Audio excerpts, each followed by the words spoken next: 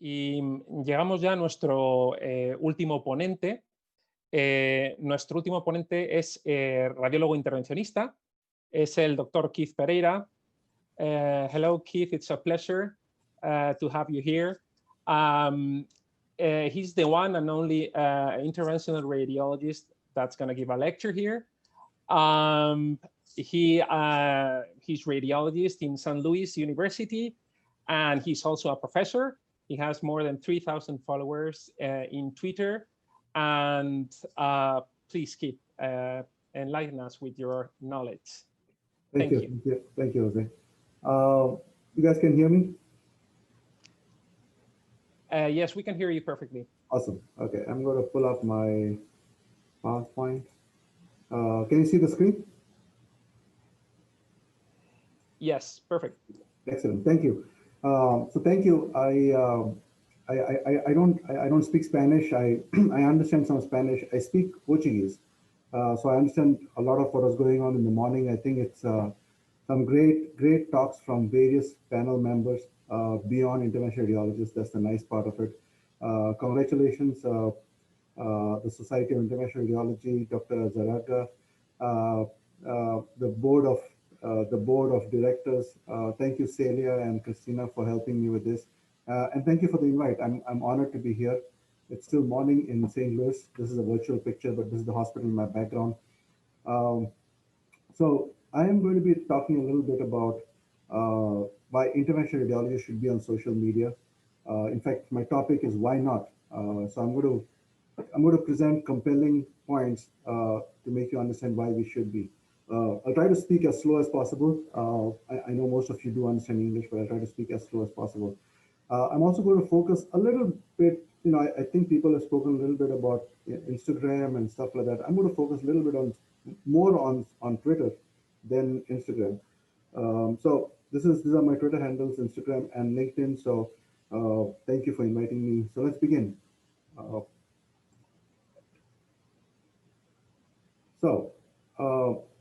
Thank you all. We are still stuck in this pandemic. Our role as doctors and interventional radiologists is a lot.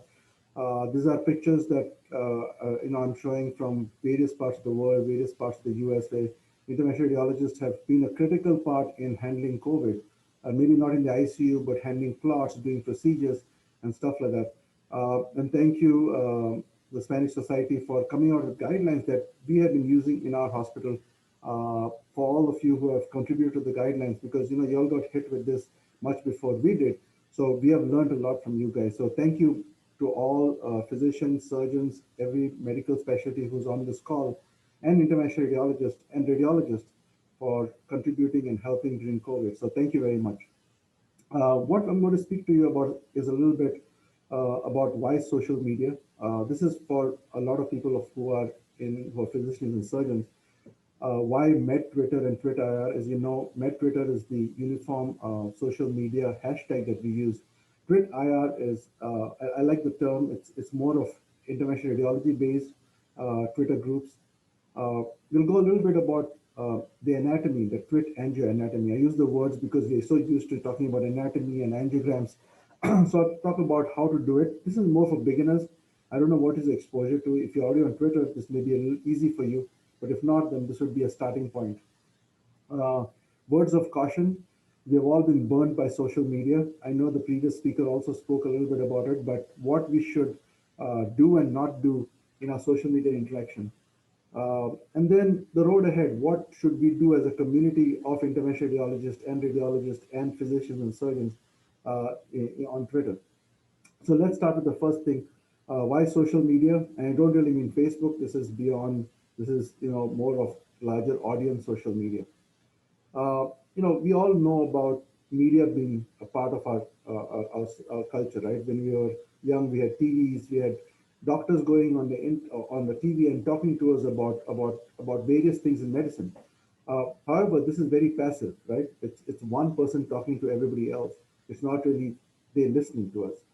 Very few sources. This is Dr. Sanjay Gupta talks about a lot of things, and only those who tune in get exposed. So if you're not on at 9:30 p.m. at night, you're not listening to them, right?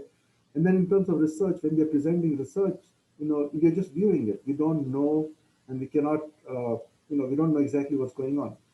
Enter med Twitter. Okay, this is very different. There's active interaction. Someone posts on social media, we are interacting with them. There are many sources, just not three sources. There are thousands and thousands of physicians posting.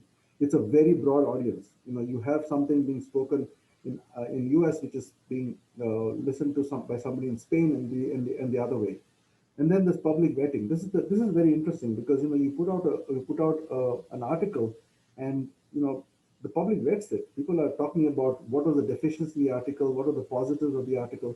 So it's a whole different world compared to what we had in the past. So it allows us to reach a broader audience, ranging from other physicians to trainees to patients. Okay, so the world is your playing ground, as you call it. Uh, this is an interesting article. As COVID hit us and we call it a pandemic, there was a Twitter pandemic also. There were millions of tweets that happened in March. Okay, this was published in the Canadian Journal of Medicine. And the most important thing was they shared a lot of clinical experience about COVID. This was good because there were positive role models, right? So when people spoke about experience when they first hit in Singapore and Taiwan, we learned from them. So that was there. Then there was rapid novel information dissemination. So there were things that disseminated pretty quickly. I remember the ICU pictures of patients being placed prone, which was completely unheard of during COVID, and we started following that in practice in our hospital. So a lot of things that we learned by by social media and by Twitter that could not be otherwise done because it takes so long to get to a medical journal. So all these things will happen. Of course, there are harms about too much information, spread of misinformation and hysteria and stuff like that. But overall, Twitter's been it's been a big pandemic and it's been great. For those who are not on social media, I think this is a great slide because it says the conversations are happening whether you are there or not. So you are missing out. Okay. So if you're not on social media right now, I think you as a physician are missing out on so many things, and we're going to talk about that in the next few slides. So why Med Twitter and Twitter IR? Okay. So personal branding, I think a lot of people have spoken about this. I'm going to talk a little bit about interventional radiology in general. You should brand yourself, your image, your mission, your values, your vision. Okay. I'll give an example, not to boast, but I'm just going to put my picture just to show my experience on social media. So if you see my profile page, first of all, you know that I'm an MD, which is a doctor, and I'm an interventional radiologist. So that's what I want people to know first when they see me. Okay. Then I want to tell them a little bit about what I do. I'm an interventional specialist. I do surgery without a scalpel. I want to show that I'm trying to do something minimally invasive. I want to show that interventional radiology is the best kept secret in medicine. And then I want to show my personal side.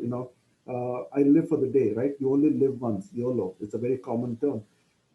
I'm a dad to two young girls, 1 and 6. So I'm showing my personal side, and then tweets are my own. This is important because, and I'm going to talk about this in the next few slides. It's important that you respect the rules laid down by your hospital or by your university, and sometimes they may not match. So I'm personally saying that tweets are my own and may not reflect my society or my hospital. And the other thing, if you see, I have masks on this. Okay, and I don't have a catheter, I don't have a wire, I have a mask. I want people to think of me also as a physician first. Besides being an interventional radiologist, I want them to think of me as someone who promotes good scientific behavior, who wants to promote masks during COVID. So this is very important because there's been a lot of negativism about masks. I don't know about Spain, but in US it's been terrible, and you guys know. Even our politicians have been fighting masks. So it's important that we physicians promote this type of image. And when people are looking at your profile, they should, in one slide, understand what you're trying to do and who you are. Okay, and this helps build yourself as an influencer, as a trusted authority. I think trusted authority is the main term here, and a thought leader. Like, we are thinking and we are laying the path for a lot of other people. Okay, COVID may not be an interventional radiology main thing, but still people are looking towards us as physicians first, and then interventional radiologists. Uh, Academic Twitter, most of you are familiar with this. You're using Twitter in the university research and teaching facility. We are doing an interesting point is we are doing interviews for interventional radiology residency now, and everything has gone virtual. And so it, everybody is going onto Twitter and Instagram and social media because they want to show their program, right? Someone is not coming to us to see the program, so we need to show them. So we are putting up posts, what we do, and all those things. So this is important. Medical education. I'm going to show that in the next few slides. Medical experts teaching across subspecialties. It is amazing how much I'm learning from my colleagues in pulmonary critical care medicine, in emergency medicine, in surgery. So much I'm learning from them. Journal clubs, there are a lot of journal clubs that happen. We learn so much from them. Research collaborations.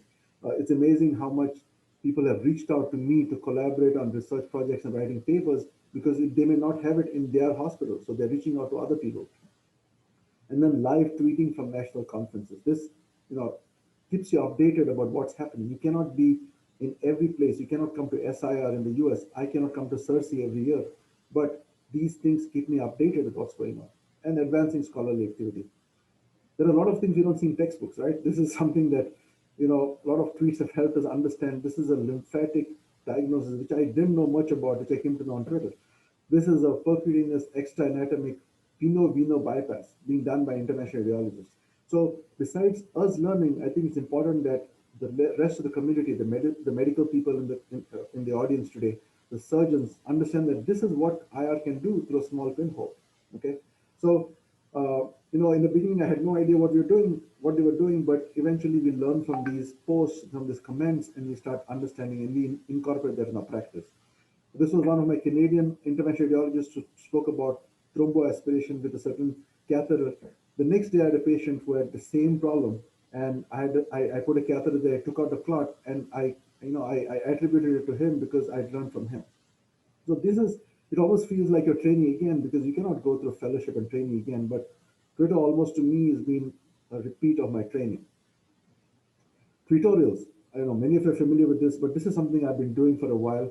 It's a collection of tweets that you accumulate and send a message to the audience. It's almost like a review article in the journal. Okay, this was about what is the best venous access device for my patient. So this was, and we're catering towards med Twitter, nurse Twitter.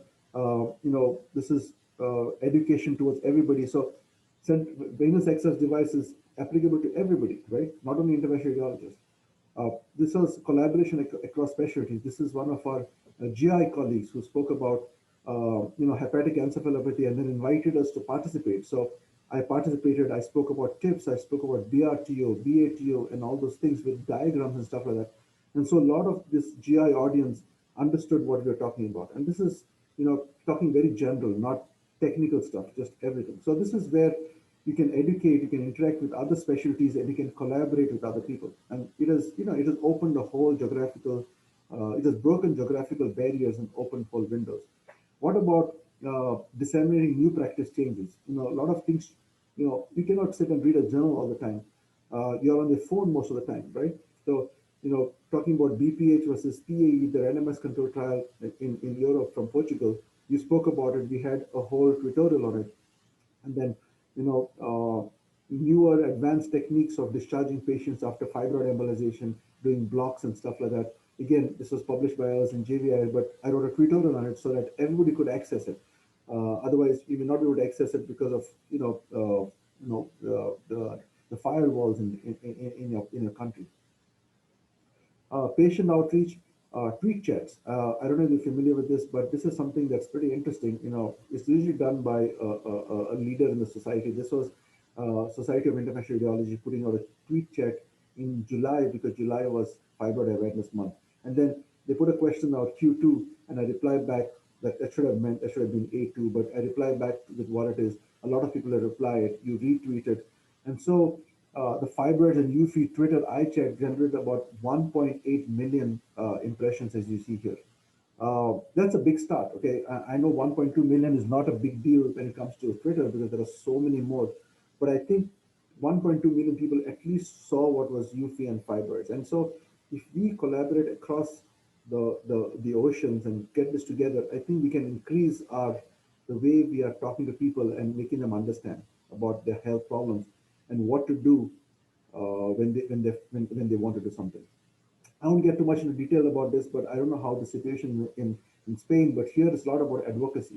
We have to convince our politicians about what what we need for what we need. Okay, so there were some reimbursement issues where they wanted to reduce the reimbursement for IR guys. We tagged our politicians and stuff like that, and we try to make our point visible.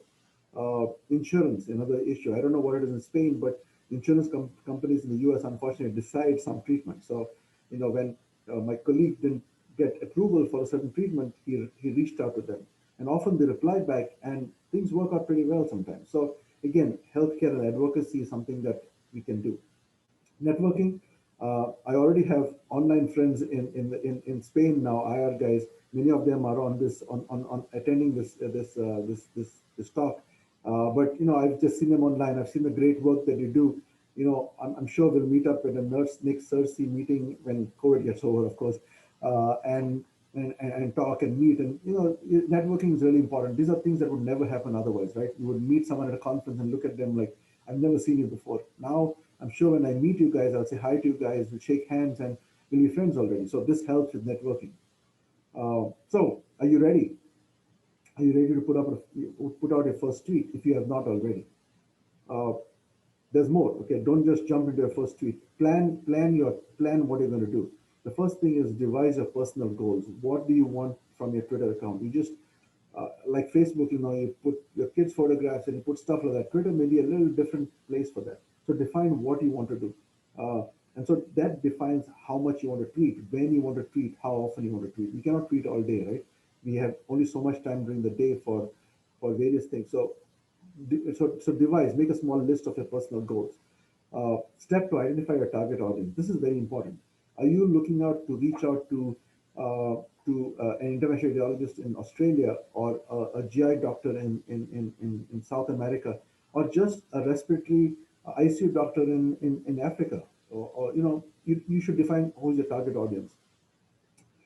The good part about all these media is, think of social media as an expansion of a social circle. I think one of the things people do is they're very stiff on social media. They just think that I should just be very cautious about everything and stuff like that. And yes, you should be cautious, okay? And I'll show you in the next few slides what you should be cautious about. But think of this as you're meeting a friend going for a drink after work. You're meeting a friend, so you should be a little casual also. You should talk to them. You should have some you have some friendly discussions and stuff like that. So think of this beyond just online. These are people whom you may meet in real life, and this is an expansion of your social circle of your friends around. Questions you'll have is how I join, how do I do my first tweet, how do I tag, what hashtag do I use, how do I get followed? And trust me, all of us are physicians. This is so easy. Everybody can do this. Okay, so that enters into my next section, which is twit angioanatomy. Okay, 101.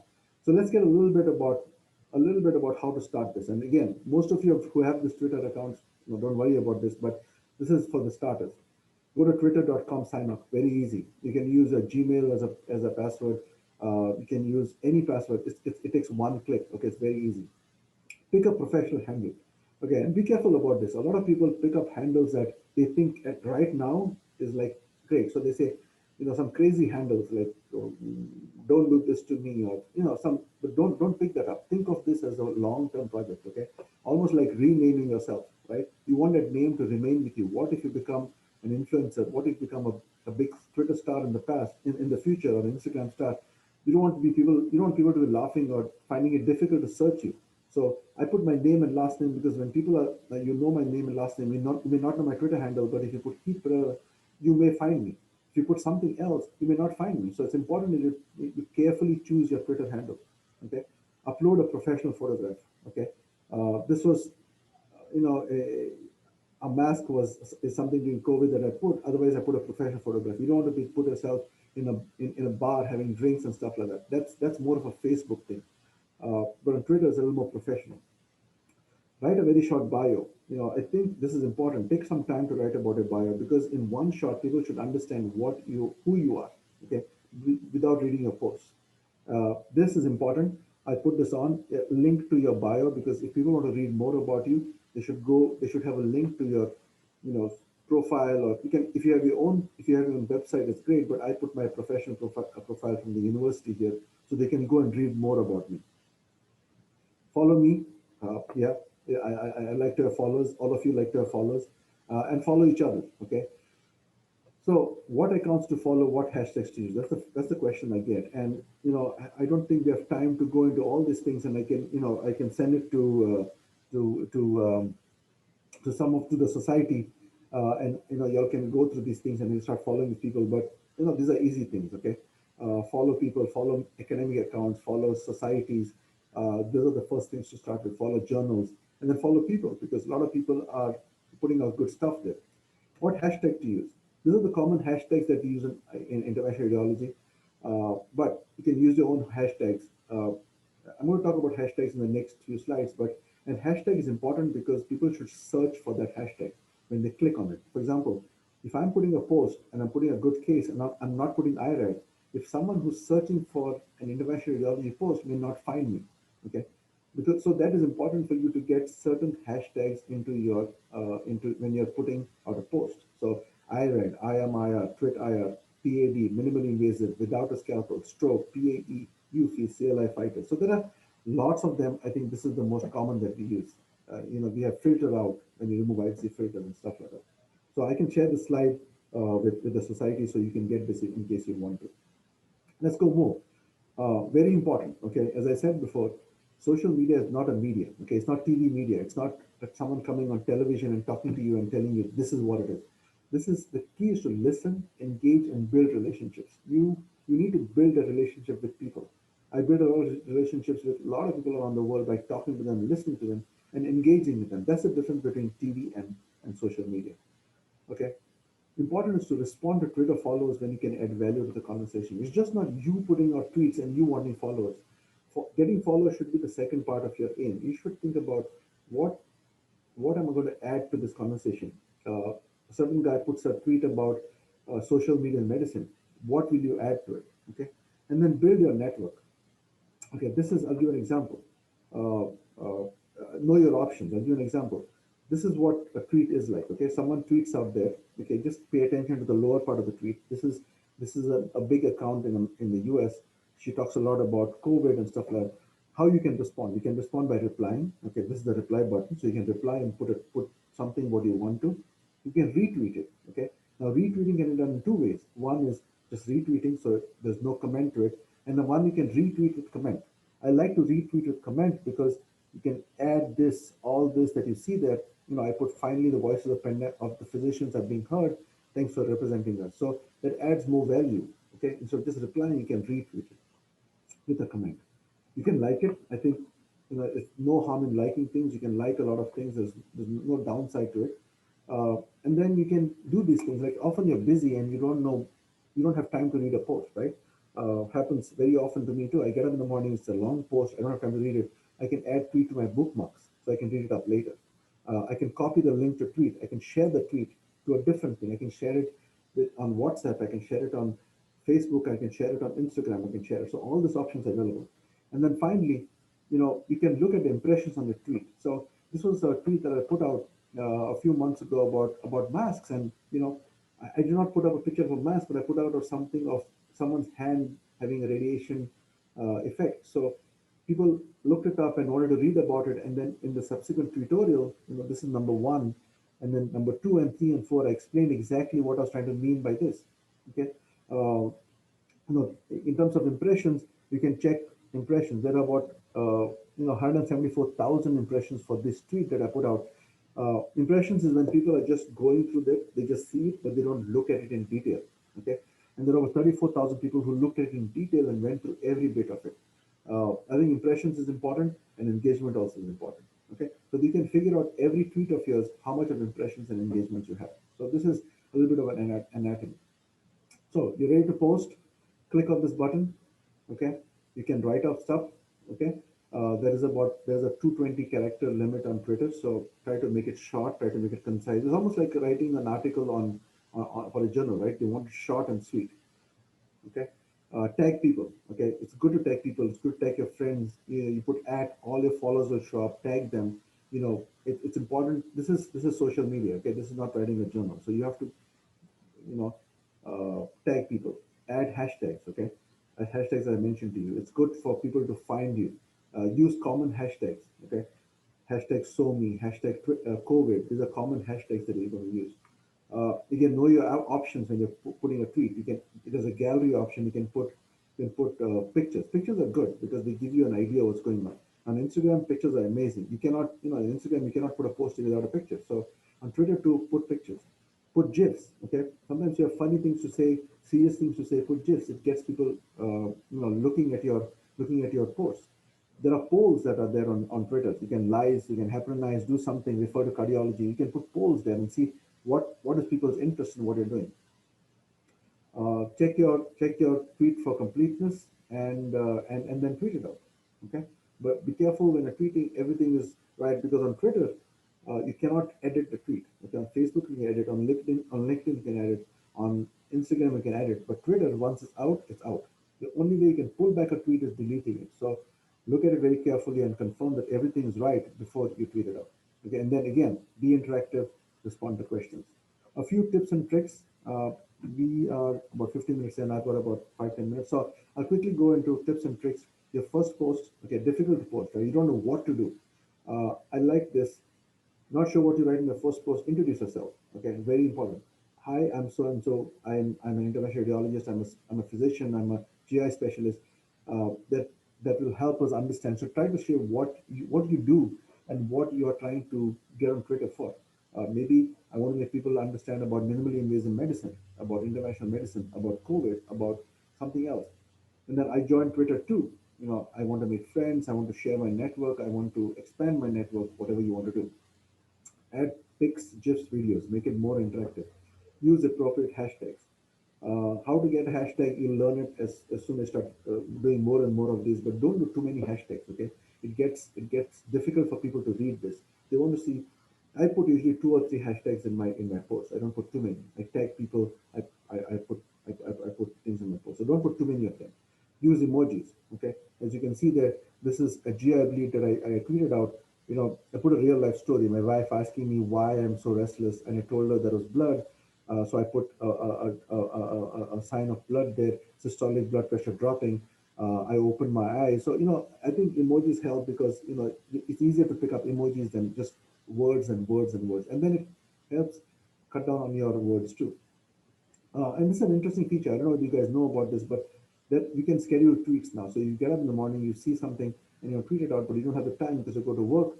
You can schedule the tweet. So you can put the tweet on. You can click on that time button there that you can see, and then you can schedule the tweet for a certain time and certain day. So I've scheduled this tweet to. I'm not going to send it out, of course, but for wishing my friends Merry Christmas on December 25th at 12 a.m. in the morning. So I can schedule it. It goes on that time, and then you put confirm, and it's ready to go. Okay, so this is another option that you can use when you're tweeting out. So great, right? All great stories, all wonderful things. But remember, you have to be careful. Okay, there are a lot of things on Twitter, and I think the previous speaker spoke about a lot of things. Be careful of what you speak about. Jim Carrey, the famous actor, spoke badly about vaccines. Okay, Time magazine actually caught him and told him to shut up about vaccination. This is it's very embarrassing. So you think that you're just tweeting out and nobody's watching you? Everybody's watching you. Okay, so be careful. This is public information. This is Google searchable information. So this is important for you to know. So be scientific. As physicians, we owe our society, right? We just cannot put anything we want to. Is there scientific medical evidence to it? Are there journals published? Because people are going to ask you. They're going to ask you. You say masks are 75% effective. Are they 75% effective? Then you should be able to. You should be able to ready to respond to them with a scientific basis. Another important thing. This was an ESPN reporter talking about how one of the patient had his right index finger amputated, and he got this from the medical chart from the hospital. Okay, he got a huge backlash. Okay, because he got this without asking the person permission, and this leads to HIPAA. I don't know whether you are familiar with HIPAA in Spain, but I don't know what it's called there. But HIPAA is basically a violation of privacy. Okay, so patient information should not be violated by putting out posts, and this is something that is very important for, especially for radiologists and interventional radiologists. And I have to say, in full disclosure, I've had some difficulty with this in the past. Okay, I didn't know everything. This was way back 7, 8 years ago when Twitter was just new and stuff like that. So I've learned this over the years, and I hope that I can help prevent problems for you guys by these things. So know the rules. I think this is a nice article written by some of my colleagues in JVIR. I would suggest reading this, but I'm going to talk a little bit about this. Okay, protected health information. What you should not disclose is no name, no birth date, no medical record number, no full face photographic image or similar images. Okay, so this is completely wrong. You cannot do this. What about de-identified information? What is de-identified information? When you take out all these things and you put pictures, for example, you put an angiogram or you put a nice CT scan image or you put a clinical image, right? You have someone with reflex sympathetic dystrophy or someone with abdominal hernia or something like that. Do you put pictures? So what about de-identified information? And I made this slide that I hope is going to be useful to you to help you understand. Okay, so what is not okay? Date of intervention. Do not put November 26th. Okay, I would never put a date. I would never put the date of the procedure. Patient age. You can never put 56-year-old woman. You can put child or adult. That is fine. I would not put either of them, but you can put sometimes, but never 56-year-old woman. In terms of history, do not put post-operative day 1 with resection for neuroendocrine tumor. No, impossible. People can identify that. Okay, just put status post abdominal surgery. And then types of cases. I know I get a lot of questions. What do you post? What cases do you post? Remember, do not put something very specific to a locality. If there's a certain disease process that is very specific to a certain area in Spain, be careful when you're posting because it's a small community. People can actually identify themselves and catch you for that. What I do is I wait for a 2-week period. This is sort of a self-imposed rule. If I get a splenic bleed or a major intervention I did on a Sunday, I do not post it immediately. You're tempted to post it because you're excited about it, but hold back. Okay, wait for 2 weeks. Wait for some time because then you may have got few more embolizations done or few more surgeries done after that, so you have time and people not identify you. Okay, so these are things that I use. Uh, Now, I'm just putting our post there. I've not put who has put this post on, but see this post. It's interventional radiology. It says 33-year-old male, COVID positive, presented with this, all details, okay?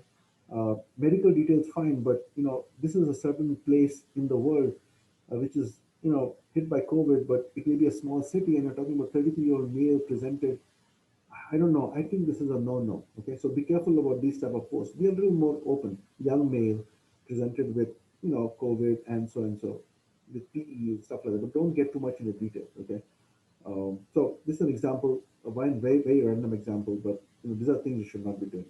One more thing is do not fight on social media, okay? These things are recorded, patients are looking at it, anybody in the world is looking at it. We should not create, even if it is between specialties, between medical and non-medical people, talking about masks, fighting about vaccines. I think the vaccine is a new thing that people are having a problem with. Do not fight, okay? You need to take a deep breath and, think about this way. If you meet that person and would not say something to that person which is rude, do not put it on social media, okay? Just because something is going, think of emotion with person. Maybe that person has a reason for saying that or not saying that. So that's important for you to know these things, okay? The road ahead, I'm almost coming to the end. Why I am on social media, okay? Specific for interventional radiology, and most of you will identify with it. Everybody knows who's a cardiologist, who's a urologist, who's everything, but interventional radiology is very rare. So this is a survey that was published. Have you heard of interventional radiology? And you see that more than almost 70% people have not even heard of the specialty. Okay, and this is the U.S. I cannot imagine what it is in Asia and third world countries and stuff like that. What describes a urologist? Yes, most people know a physician. Okay, but nobody knows an IR is a physician. And in fact, what best describes an interventional radiologist? That most people think there's a nuclear radiation specialist. So this is not even a radiologist, not even a technologist, but a nuclear radiation specialist. So that sometimes makes me angry. But it's funny. It's funny for me to say this, but it's sad that people don't even know what interventional radiology is. Forget about the options we offer.